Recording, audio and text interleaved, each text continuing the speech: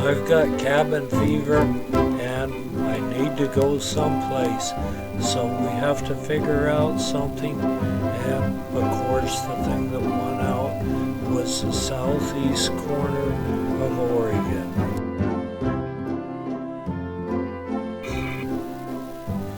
But the thing that won out was the southeast corner of Oregon, as usual. Only this time we're going to take a little different route over there and see some more of this beautiful state that we call Oregon. We're going through the edge of the Willamette Valley right now and looking at some of the great crops. There's a great crop of grapes on for the fields for the wineries, and I see the grapes look like they're almost ripe. And then we notice a whole lot of hazelnut groves along the edge of the Willamette Valley as we head for the Cascade Mountains. The hazelnuts have always been here some, but not the amount there are now. And then the cornfields we see after we see the hazelnuts. Of course, we're going through some of the small towns in the edge of the Willamette Valley. We go past Mount Angel and then to Silverton. There's an old theater still running here in town. It would be interesting to go to a movie there. We've always talked about it and never done it. And then there's still some of the small town feeling, a lot of small shops on Main Street. Even some friendly residents walking down the street. I wonder what his idea is. Maybe he's spotted my wife and has his eye on her. There are many luxurious old houses from a time many years ago. Then we move right on through Silverton and through some more cropland. We'll see lots of sweet corn fields. It's time to harvest it right now. Past the Oregon Gardens and then back out into farmland. More and more hazelnuts.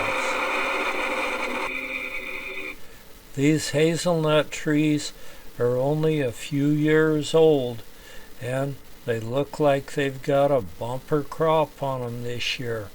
I hope they get a good crop and a good price on them. From the Willamette Valley, we find ourselves climbing the Cascade Mountains into timber country, but unfortunately in the last few years we've had some devastating forest fires that have killed a lot of this wonderful timber off.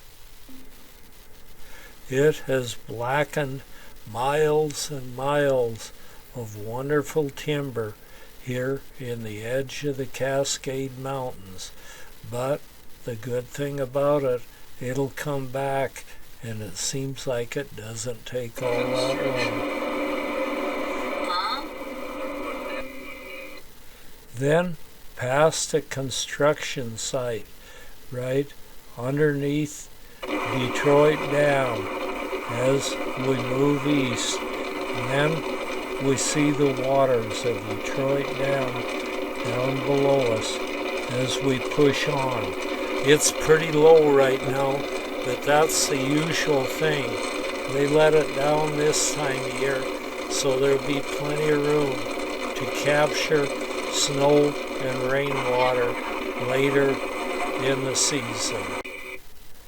We continue along the shores of Detroit Dam for several miles, just looking out at the acres and acres of water. And this area is one of the favorites for some of the population centers of the Willamette Valley. They go here and swim, water ski, and fish. There's even a state park here on the edge of Detroit Lake, which is very, very popular from people from Salem and Portland. There's even a bridge across the upper part of Detroit Reservoir, and usually you can look down and see a lot of boats there, but this time of year they've closed all the marinas and you'll see no boat. There's a few small businesses here. This was the town that was almost burnt clear down by forest fires, but they're rebuilding it one piece at a time, and so it's coming back. And as long as there's water in the reservoir and the marina's open, these businesses thrive from the business of the Detroit Reservoir. As we move on, we see some forest that wasn't burnt, some wonderful mixed species forest here. There's mainly only hemlock, mostly Douglas fir, and a few western red cedars till you get over the summit of the Cascades, and then you come in to the giant pines. The Santiam River flows on its way to Detroit Reservoir down through the canyon next to the highway for several miles. And there's a lot of campgrounds along the river and a good place to do a little bit of fishing. We wind up the Santiam River for quite a while, and then we break out up on top. Here we come to a fork in the road, so we're going to take the fork off to the right. It'll take us up McKenzie Pass, the scenic byway, and it's a very well worth it trip up there.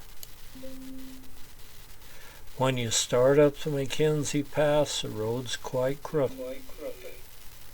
This road isn't open the entire year, so we figured we better take advantage of it while it is.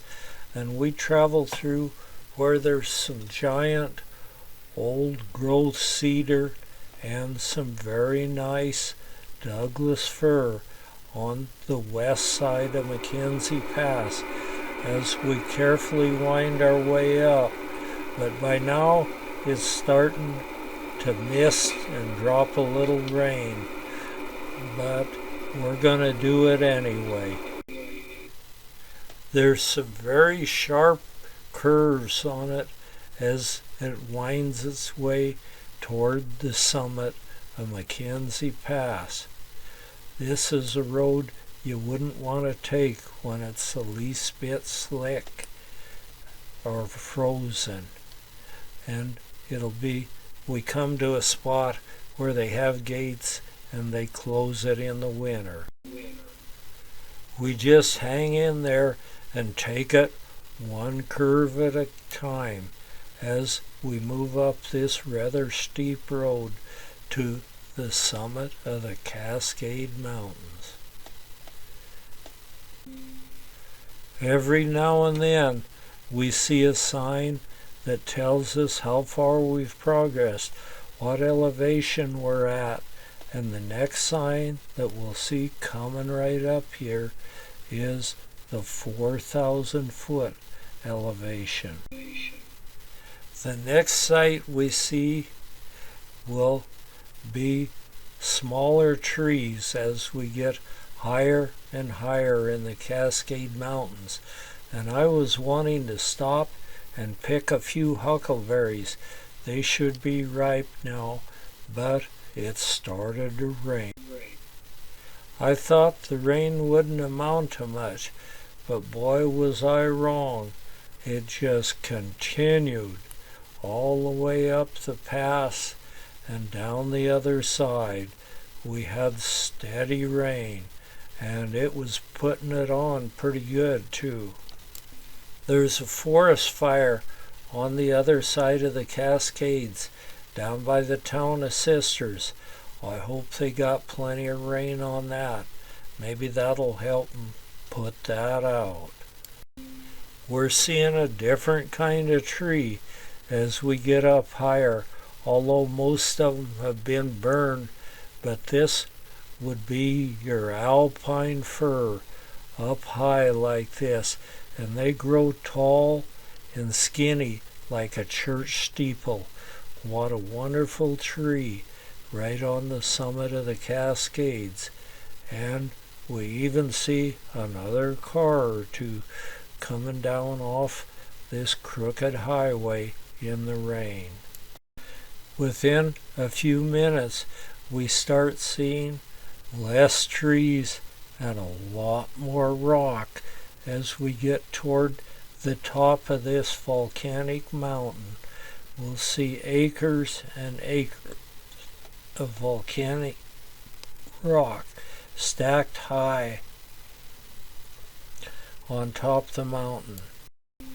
We're entering a very scenic portion of this mountain now, where we see less trees and more lava rock, and the Civilian Conservation Corps had their part in building this up to bring us out of the Great Depression.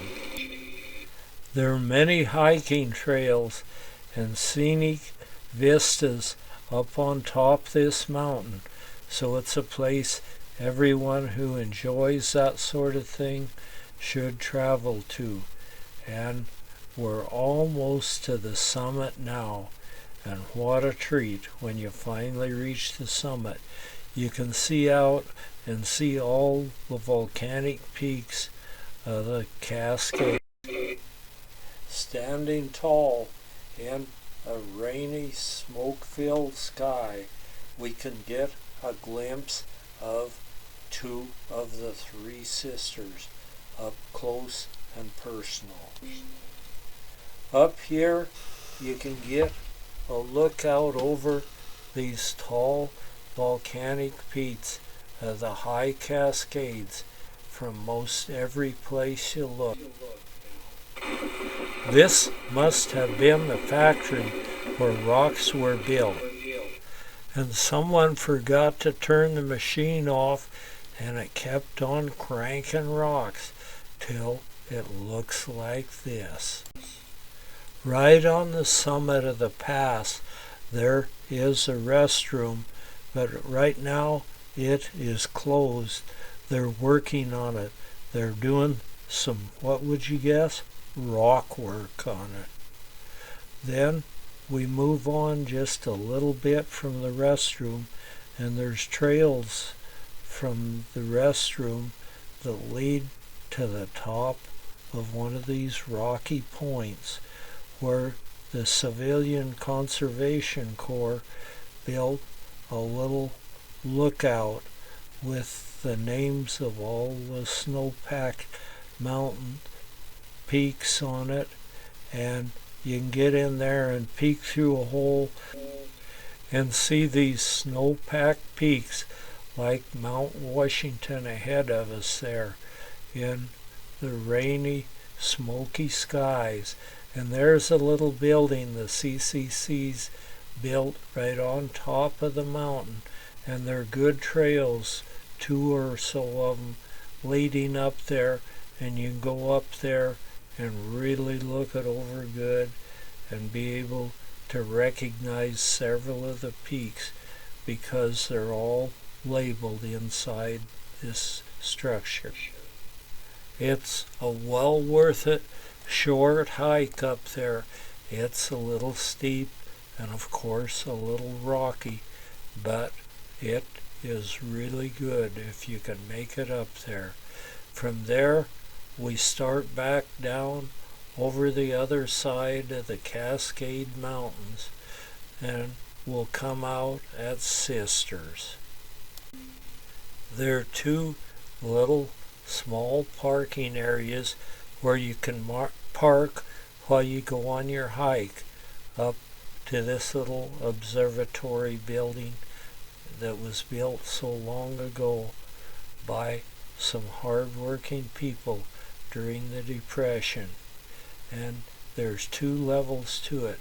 You can get inside, and there are little holes you peek through to line the peaks up with the name of the peak right above the little hole. And then you can get up on top, and there's sort of a compass thing you can look at. All these buildings and things that were built by the Civilian Conservation Corps were built very well by experienced European craftsmen that did jobs right.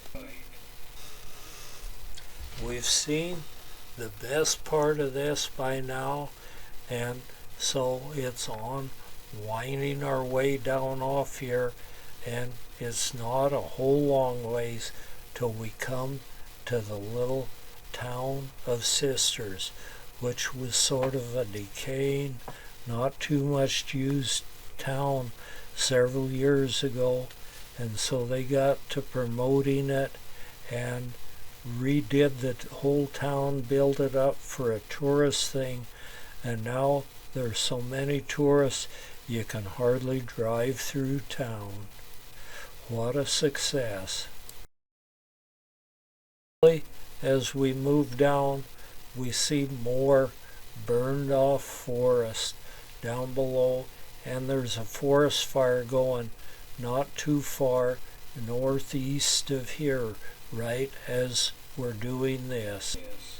There's a forest of dead snags ahead of us, kind of a sad sight, but it's a fact of this day and age. It's something that we see a lot of now. When I was a kid, it was very rare that we'd see a sight like this, but things have changed. And there it is, Mount Washington standing tall in a smoke-filled sky.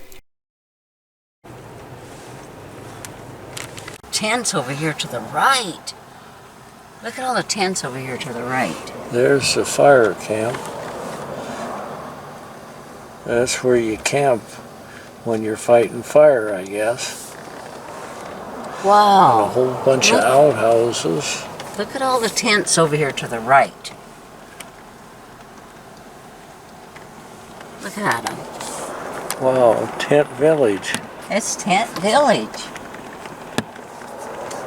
I'll get out on the traffic here as soon as it gets down after this truck comes by. Hey, there's the news station. News 21. What channel is that? I don't know. KTVZ.com. They're taking pictures. Over there.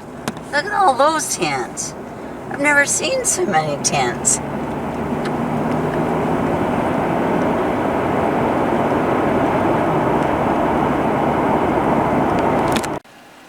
We're on our way now from Lapine to Burns. We spent the night last night at Lapine, and now we're heading toward Burns.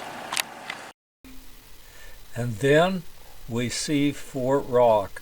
We're going to go past Fort Rock and through Christmas Valley this time. Since we stayed at our daughter's place at Lapine, that isn't but very little farther, and it's quite interesting. Fort Rock was one of the places where we used to go when I worked as a park ranger. It is a state park, and anyway, I took my kids there and they enjoyed it in the 1970s when they were smaller. Today, there's still a very light drizzle coming down, which is amounting to something.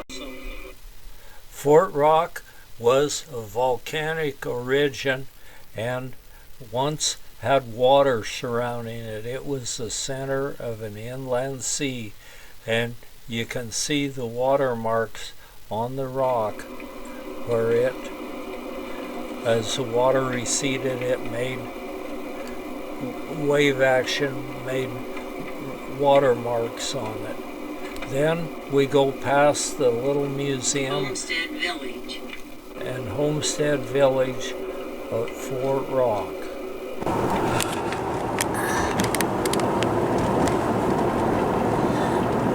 That's the Fort Rock Grange.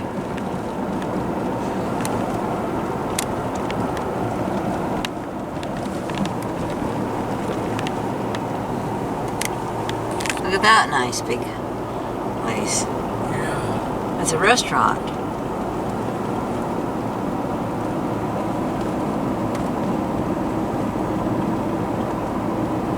It didn't look open, did it? No.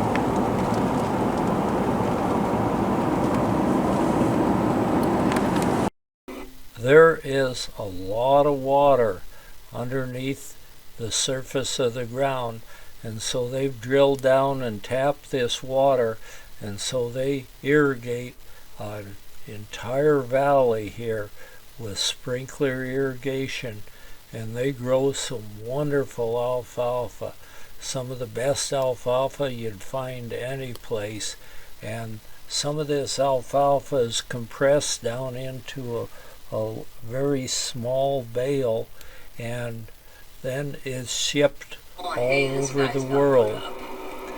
These larger bales are taken to a plant where they're pressed down with tremendous force and made into a very small compact bale, and then they're shipped overseas to various countries overseas where they need some really good grade alfalfa hay.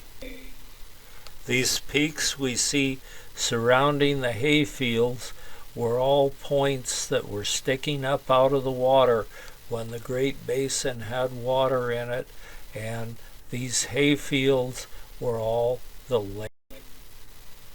Huge sheds sat here crammed full of the greatest alfalfa hay found anywhere, waiting shipment, and a lot of power lines pass through here. It takes a lot of electricity to process or to pump all the water and things that they need for irrigation out here. A huge shed dedicated to the storage of their very expensive farm equipment. This big farm equipment costs a lot, but that's what's needed where they're doing a large-scale operation. Just to mow this hay itself takes a lot of very big equipment, and when it's ready to mow, they've got to get on it with several machines to mow it in a hurry. Some of the outfits here raise and fatten cattle in sort of a feedlot setting here in the bottom of the valley. They turn out some top quality beef right here in this valley. And in the far distance we can see a village over here, and that is Christmas Valley. Christmas Valley once got a reputation back in the 1960s over a huge real estate scam where they were selling people properties out here.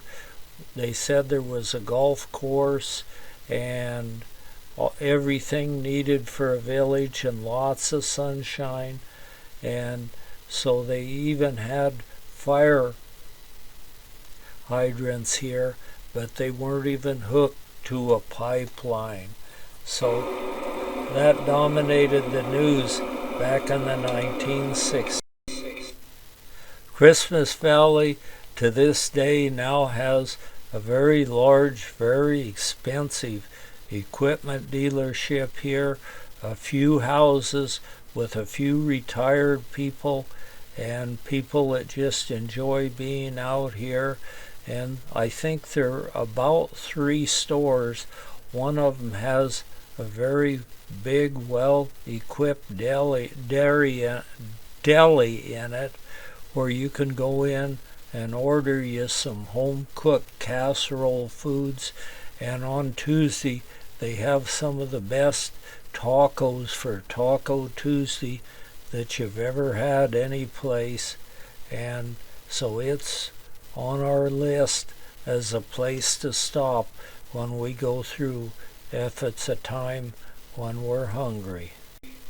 The store here is equipped with about everything you would need, and including gasoline, and people are just plain a little more friendly out here than they are in the other settings around in the larger towns.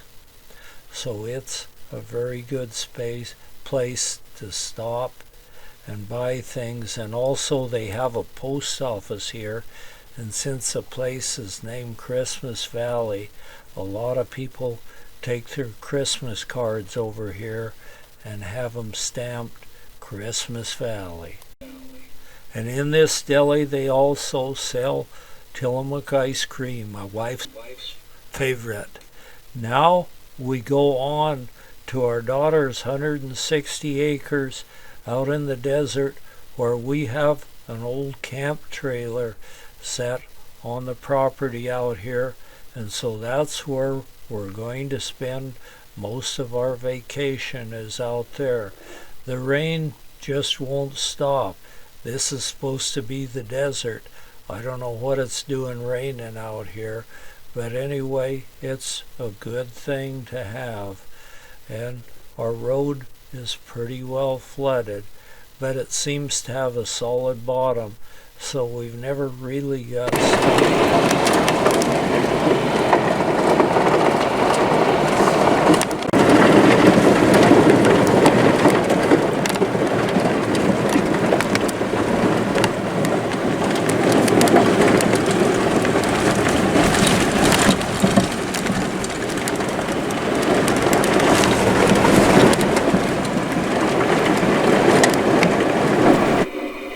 We have about 7 miles of road like this, but at least we're the only person out here in this area, and there's not going to be any traffic here, and the stargazing is absolutely amazing at night.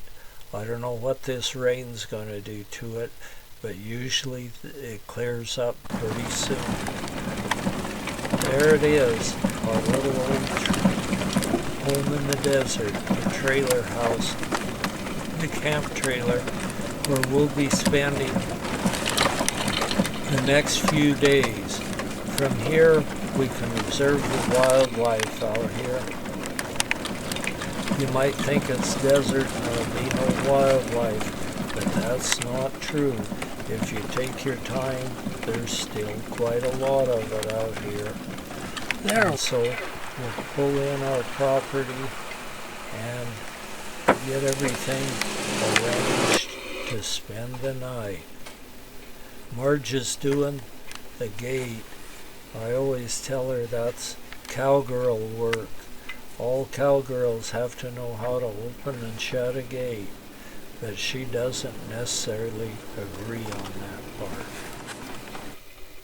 Our windsock is gently flopping in a desert breeze as we drive up and park near the trailer house. The stargazing wasn't great that night, but sort of we could see them occasionally. Then the next morning we're out of bed at a decent time, and we're going to go down and check out Willow Creek Hot Springs and see how the water is in the hot springs. The next morning we head out down a water-soaked road with plenty of water in the Wow, it's worse down here.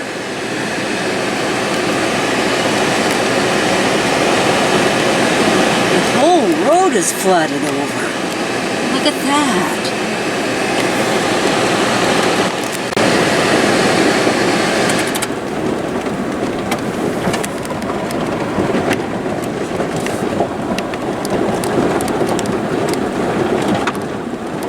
Last night it really rained. Flooded the whole road.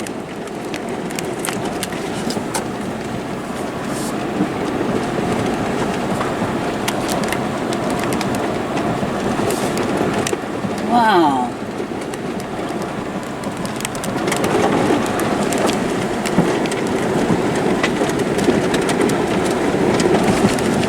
Clear off to the side even.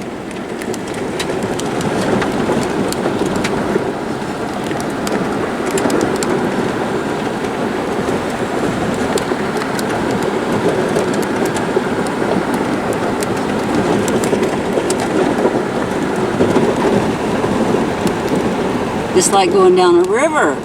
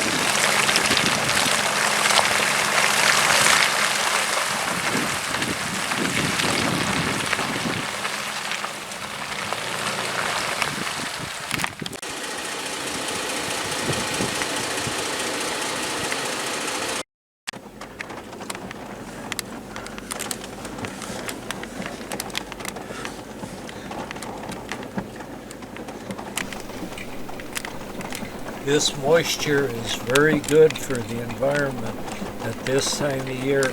It'll be there to get the spring grasses started. We reach the hot springs just about sunset as the sun sets over the Staines Mountain. The hot springs was great and we had a real good soak. The temperature was just perfect and there was no one else around, so we had the whole thing to ourselves as the sun sets over the Staines Mountain. The next morning, this land surrounding the area where my daughter's property is Bureau of Land Management land, and some ranchers run their cattle here in the winter because this is a low area and they get very little snowfall here, so they don't have to feed a lot of hay in the winter to their cattle. The next morning we wake up to an absolutely breathtaking sunrise, and it looks like our rain is over and it's going to be a nice day finally, so we can get out and enjoy the desert.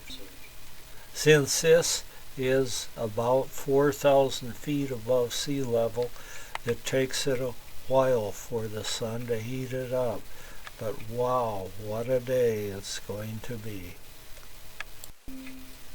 This sweet smell of sagebrush is in the air, and everything smells fresh and clean right after rain out in the desert. And so we're going to look around and see what kind of animals we might see out grazing this morning. The sun is gradually warming it up, and so we're going to look out and see what else we can see.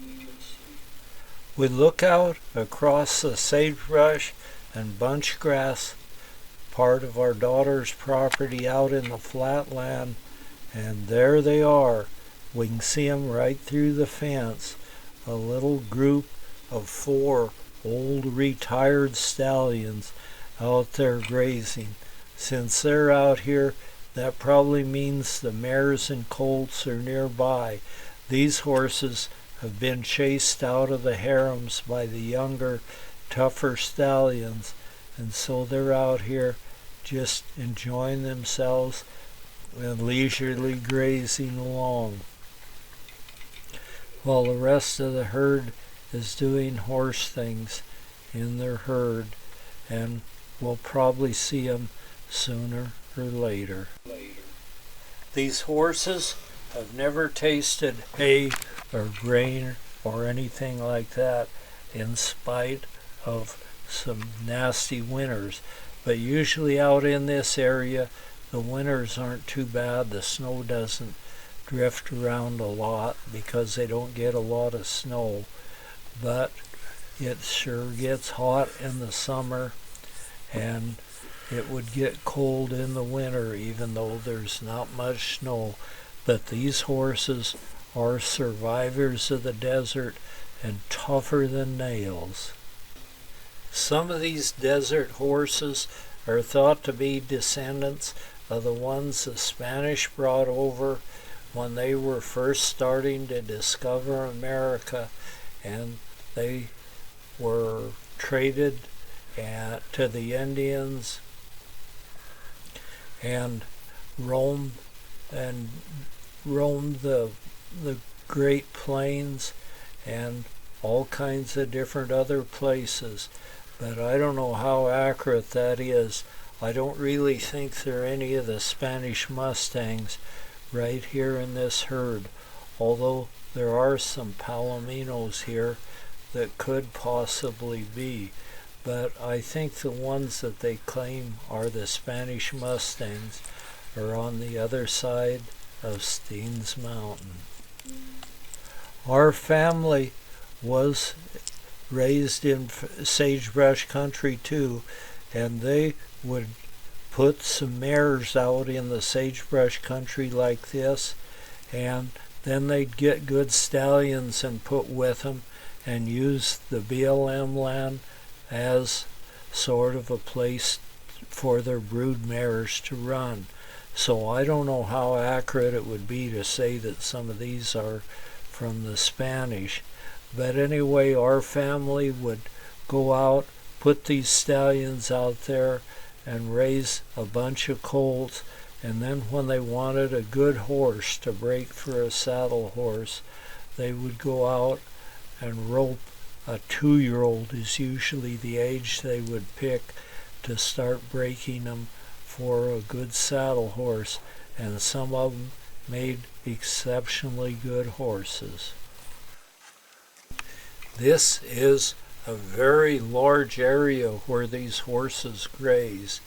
It's probably hundreds of square miles, so sometimes you see them and other times you don't, because they're just plain too far away.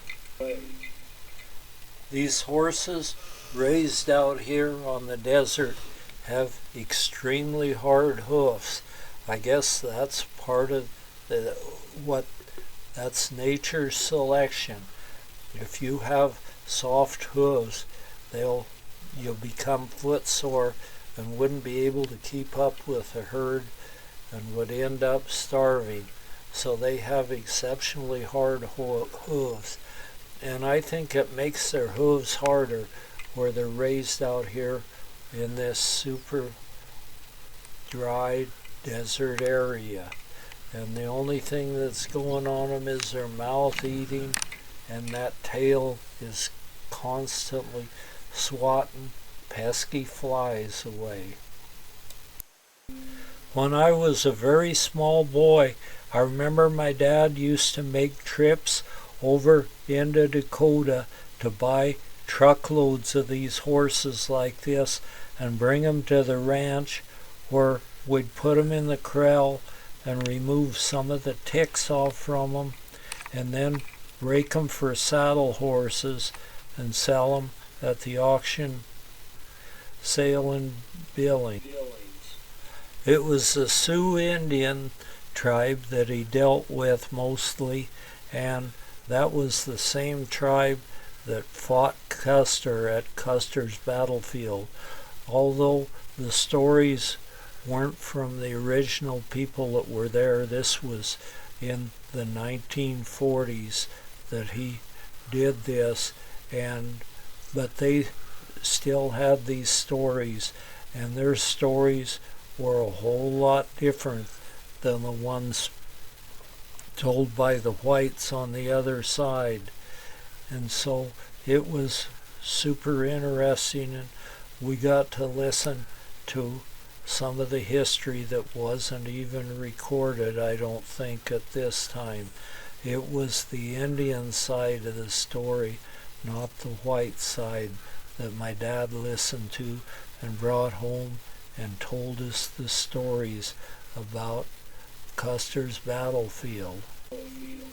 One thing that I do remember about it is they said Custer was by far too foolish a man to live, and I guess they saw to that. Now it's time to examine some of the smaller wildlife, the ants. And these ants, my wife kept having trouble. She was bitten twice by them and said it really did burn. But there are ants everywhere out here, and so they would get on your foot and climb your leg and bite like fury. But it's just an ant bite. It amounts to nothing. There are these little ant hills all over our daughter's property where these ants live, and when the new ants come out to find a new home, they have a set of wings, and they'll fly in to our trailer house and make a mess. The sagebrush is everywhere out here, except out in the flat area where the horses like to graze. There's even sort of a white sage here, and if it grows out in the desert in sort of a bush form, you just call it sagebrush, although there's about 4 different varieties of it growing out here. Even some very fancy looking stuff. On the days when we weren't planning on going any place, I would go for a hike every morning and just enjoy the desert out beyond our trailer house here and look at the different wildflowers. This one is one of the sagebrush. We call it the rabbit brush, which grows around. And then we have badgers all over the place. They dig lots of holes. They're digging for the ground squirrels. And speaking of ground squirrels, here they come. We have a few peanuts we leave out, and the only ground squirrel we have here is the antelope ground squirrel. They have a tail which comes clear up over their back, and they're more of a solitary animal, although if there's a source of food, there'll be some of them come, so they're not much of a threat. They are omnivores, so they'll eat little lizards, insects, sometimes mice, and just most anything they can make food out of. But their specialty out here is they love peanuts, and they want them in the shell. They don't want the shell type. They like to be able to shell their own. They have never-ending energy to pack these peanuts off, and sometimes they'll just dig a little hole and bury them and cover them up where you can't even see they've been buried there, And then during the night, the kangaroo rats sniff them underground and come out and dig them up and eat them for themselves. But these guys have never-ending energy, and they don't even hibernate during the winter. They just become a little slower in the winter months. And some of these guys out in the wild, they only live to be like 2 years old, although there are some of them that have been recorded that are in captivity that have lived to be about 11 years old. So there's plenty of predators out to eat these guys.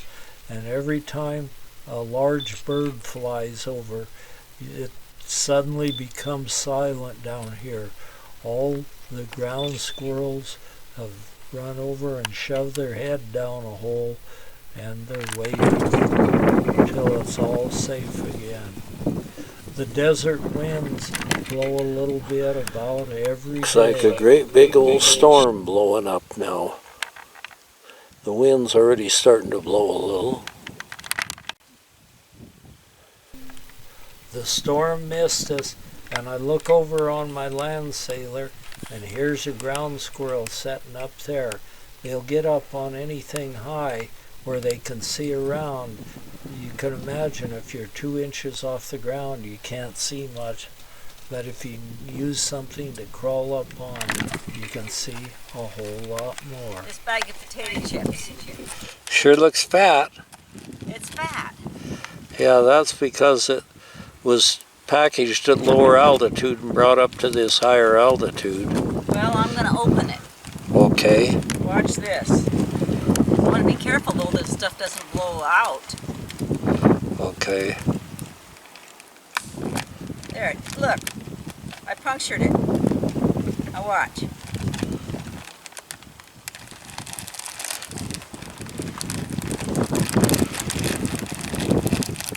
There it is. Just a regular bag of chips.